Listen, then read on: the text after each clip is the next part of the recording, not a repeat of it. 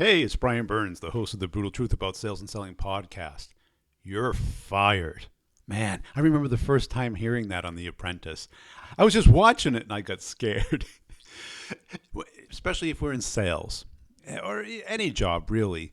The idea of getting fired is so humiliating. And, but even today, where people are very transient in their professions, what we want to do is find 3 ways to prevent this from happening. These 3 magic ways of preventing from ever hearing the words, "you're fired." The first one is you got to realize your manager is the decision maker in 99% of these cases. Everyone has a little bit of influence, and your manager can be a jerk, and you can be right.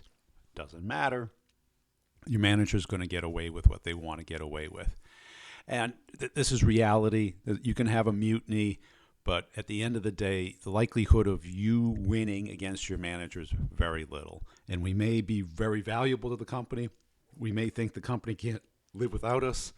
Just look at Apple. I mean, even the magic of Steve Jobs has been gone for years. Company's still growing like crazy. So what we have to do is really set expectations with our manager. This is number 1, because everybody likes a surprise. An upside surprise is welcomed and enthusiastically appreciated. When we set expectations too high and we even do good, we still didn't meet the expectation. If the expectation is an A- and you come in with a B+, not so good. But if you set the expectation at a B and you come in at a B+, you're like, hey, good going there. So number 1 is set expectations with your manager.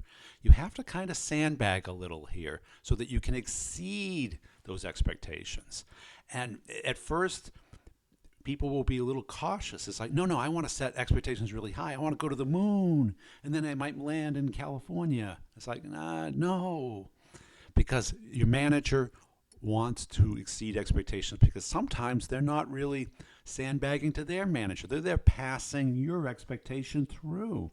So when you fail, you make the manager look bad. So set expectations lower than you think you can deliver, and then exceed them. Number 2 is work together with your manager.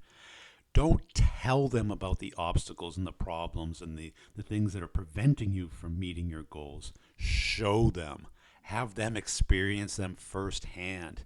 If support sucks, have them listen in to a support call where a customer is complaining about support.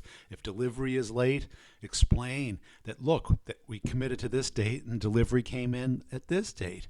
Have them see it, personally experience it.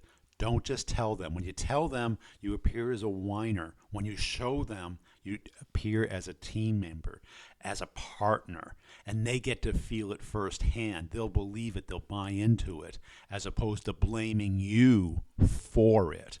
So work with them, show them, don't tell them. Number 3 is become an independent brand, independent from your company. And you got to be careful here. You don't want to be too independent from your company, but they want to see you as a unique brand within the team, somebody who's doing stuff outside of the minimum daily requirements, somebody who's really adding value to the team and the company outside of their original role.